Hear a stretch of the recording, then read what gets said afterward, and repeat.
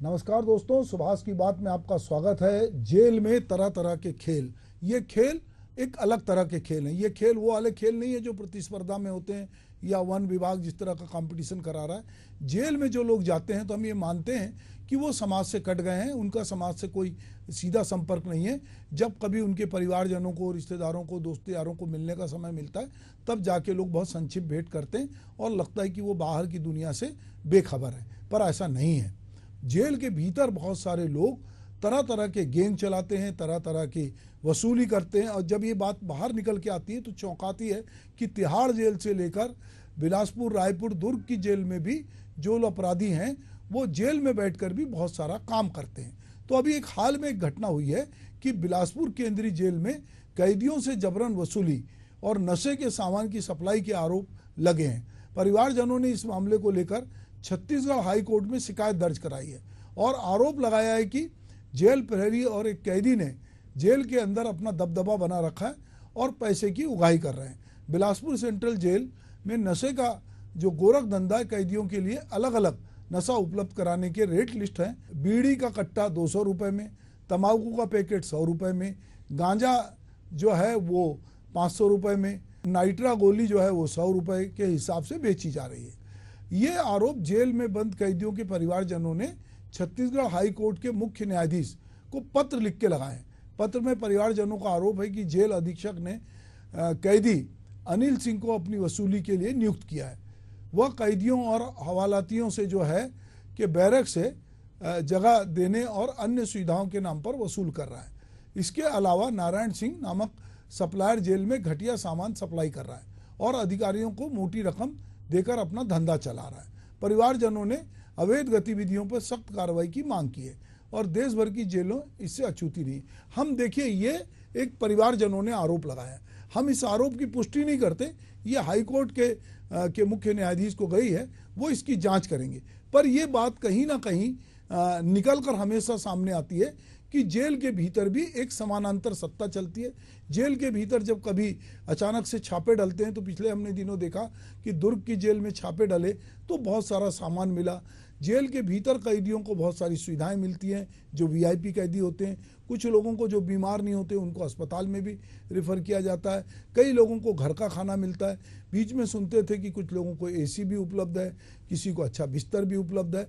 तो जेल में जैसी जिसकी जान पहचान होती है या जिसका पावर होता है या जो सत्ता के नज़दीक होता है उसको भी बहुत बार सुविधाएं मिलती हैं। जबकि जेल जो होता है वो एक प्रकार से आपको समाज से अलग करता है। और जेल अब उस तरह के जेल नहीं जैसे अंग्रेजों के समय के थे। जेल अब एक प्रकार के सुधार गृह हैं और ये कोशिश होती है कि लोग वहाँ अपना टाइम अच्छे से काटें, क्रिएटिविटी में समय लगाएं और कुछ पढ़ने लिखने में लगाएं या जो काम उनको आता है वो करें, उससे कुछ आय अर्जित करें। ये सब तरह की चीज़ें जेल में होती है। जेल को लेकर बहुत तरह के प्रयोग हुए हैं, पर अभी हम जो बात कर रहे हैं वो जेल से होने वाली वसूली या जेल में चलने वाले धंधे की बात कर रहे हैं। जो चिट्ठी वायरल हुई है उसकी बात कर रहे हैं। देश की सबसे सुरक्षित तिहाड़ जेल का भी यही हाल है। तिहाड़ जेल में भी सुविधाओं के नाम पर मोटी वसूली का खेल जो है वह सूरत जारी है। दिल्ली के पूर्व मंत्री जैन का मामला हो या फिर महाठग सुकेश चंद्रशेखर का जेल के अंदर सुविधाएं पहुंचाने का के नाम पर करोड़ों की वसूली हो। जेल के अंदर की गतिविधियां संदेह के घेरे में रहती हैं। हाल ही में जो है मोबाइल कंपनी के मालिक हरिओम राय से सुविधा शुल्क के नाम पर 5 करोड़ वसूलने का आरोप लगा। यह भी जानकारी सामने आई है कि अपेक्षा के अनुरूप रकम नहीं मिलने पर दबाव बनाने के लिए लावा के मालिक से दूसरी जेल में भी स्थानांतरित कर दिया गया। यह स्थिति तब है जब बीते नवंबर में तिहाड़ के जेल नंबर 7 में बंद जो ईडी के 85 बंदियों को सुविधाएं मुफ्त कराने की बात सामने आने पर उपराज्यपाल बीके सक्सेना ने जांच के आदेश दिए थे। बीते कुछ वर्षों में विभिन्न प्रकरणों में शामिल 100 से अधिक जेल अधिकारी और कर्मियों को निलंबित भी किया जा चुका है। जेल में फैले भ्रष्टाचार और अव्यवस्था का कारण 2 साल पूर्व जेल के तत्कालीन डीजी संदीप गोयल को भी निलंबित किया जा चुका है। फिर भी व्यवस्था में कोई सुधार होता नहीं दिख रहा है। दुर्ग सेंट्रल जेल में बंद एक कैदी ने अवैध वसूली और मारपीट का आरोप लगाया था। यह शिकायत पीड़ित ने जेल में छूटने के बाद आईजी से की थी।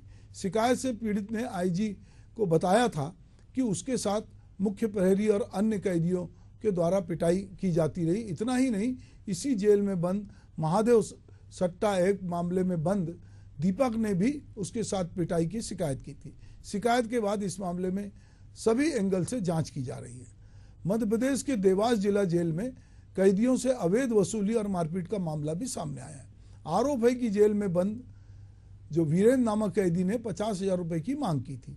पैसे नहीं देने पर उसके साथ जमकर मारपीट की गई।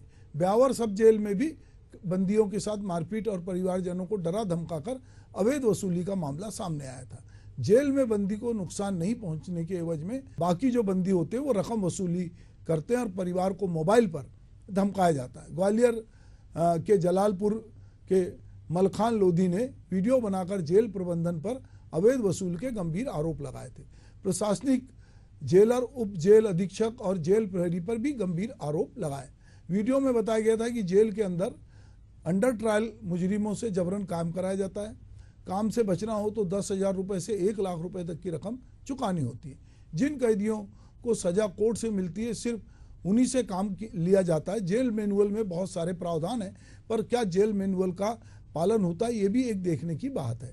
बिहार का सीवान जेल, एक वीडियो वहाँ का भी वायरल हुआ था जो बताता है कि जेलों में कितना भ्रष्टाचार फैला हुआ है। जेल में वो भी सुविधाएं मिल जाती हैं जो बाहर मिलना मुश्किल होती है। बशर्ते इसके लिए आप जो है जेल सिपाहियों की हथेली गर्म करें। जेल के भीतर वसूली तंत्र है वो इतना मजबूत, उसकी जड़ें जमी है कि पैसे देकर कोई भी वहाँ से कुछ भी हासिल कर सकता है।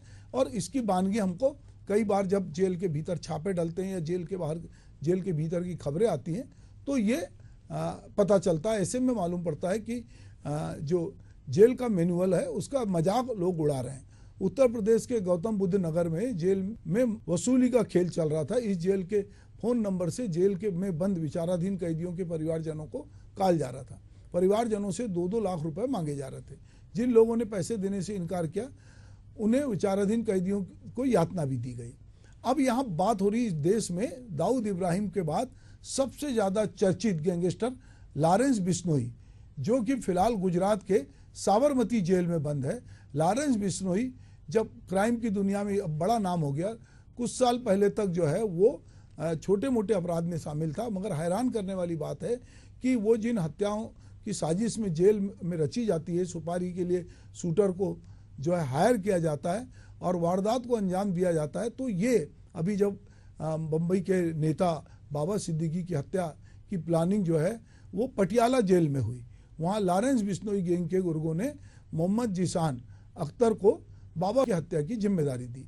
जिसान अख्तर जून में ही जेल से बाहर आया था। बिश्नोई का जेल में बाबा सिद्दीकी हत्याकांड को लेकर अंजाम देना और इसकी स्वीकृति लेना, क्योंकि इससे ये पता चलता है कि ये गिरोह कितना पावरफुल है और वो जेल में अंदर रहते हुए भी कहता है कि हमने ये काम कराया। तो उनके गिरोह का मजबूत नेटवर्क और उसकी आपराधिक दुनिया में कितनी पैठ है ये उसकी साख बाजार में होती है और उसके नाम का फिर डंका बजता है।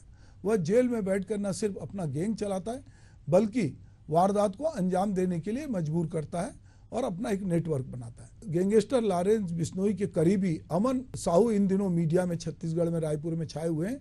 उनको रायपुर पुलिस ने रिमांड पे लिया है। पूछताछ में कई अहम राज का जो है पर्दाफाश हो रहा है। तेली बांधा और छत्तीसगढ़ के लगभग 12 कारोबारी जो हैं वो गैंगस्टर के निशाने पे हैं। बिलासपुर, रायगढ़, कोरबा और रायपुर के कोयला कारोबारी और ठेकेदार को उन्होंने अपना निशाना बनाया। कई पर लेवी वसूल करने के लिए गोलीबारी भी की गई। झारखंड में जिनका काम चल रहा है उनसे रंगदारी वसूलने के लिए लगातार फ़ोन पर धमकी दी जा रही है। लॉरेंस बिश्नोई और अमन साहू गैंग के जेल में बंद होने के बाद बाहर का पूरा काम कनाडा में बैठकर एक मयंक सिंह नाम का व्यक्ति संभाल रहा है। ये पुलिस की पूछताछ में जो मीडिया में बातें आई हैं उससे ये बात पता चलती कि इसमें फिरौती, हत्या, अपहरण जैसी वारदात के लिए गुर्गे उपलब्ध कराते हैं। तो ये गुर्गों को जो है कुछ, चूँकि बेरोजगारी बहुत है तो इनको कुछ एक बड़ी राशि का प्रलोभन दिया जाता है, इनको हथियार उपलब्ध कराए जाते हैं। और ये जो है अमन साहू जो है उसने फेसबुक अकाउंट में सुनील मीणा नाम का एक व्यक्ति मलेशिया चला जा रहा है। ऐसी बहुत सारी जो बातचीत अभी पुलिस जो जिस तरह से रिमांड पे लेकर पूछताछ कर रही, तो बहुत सारे खुलासे हो रहे हैं। तो सवाल ये है कि हम बात किसी गैंगस्टर की नहीं करना चाहते, हम बात कर रहे हैं कि जेल के भीतर की व्यवस्था की लेकर, कि जेल जहाँ पर कि सारे संपर्क आपके कट जाते हैं, जहाँ पर ऐसा लगता है कि एक दुनिया जो एक मनुष्य एक सामाजिक प्राणी है और उसको समाज में रहना अच्छा लगता है, समाज में उसको आना जाना, उसको अपनी आज़ादी जो है वो बहुत महत्वपूर्ण लगती है। पर ये आज़ादी उसकी जब किन्हीं अपराधों में लिप्त होने के कारण या किसी भी कारण से, राजनीतिक कारणों से भी बहुत सारे लोग जेल में होते हैं। कई निर्दोष भी, बहुत सारे गरीब लोग भी जेल में, क्योंकि उनके पास पटाने के लिए जो उनको सजा हुई है उसमें जो जुर्माना हुआ पैसे नहीं होते। अभी हाल ही में पता चला कि एक बड़े व्यक्ति को जो जेल में था, उसने जेल में एक पुण्य काम किया। उसकी पुण्याई वो खुद ही बहुत जगह बताते जा रहे हैं कि उन्होंने कहा कि जेल में जो बहुत सारे कैदी थे और जिनको केवल उन्होंने आर्थिक दंड नहीं भरा था, तो ऐसे कैदियों की तरफ से उन्होंने सारा आर्थिक दंड पटाया और बहुत सारे करीब 100-125 कैदियों को उन्होंने जेल से मुक्त कराई। अब वो कैदियों के बीच में एक हीरो की तरह है और वो अपने समाज में बता रहे हैं कि देखिए मैंने कितना बड़ा काम किया।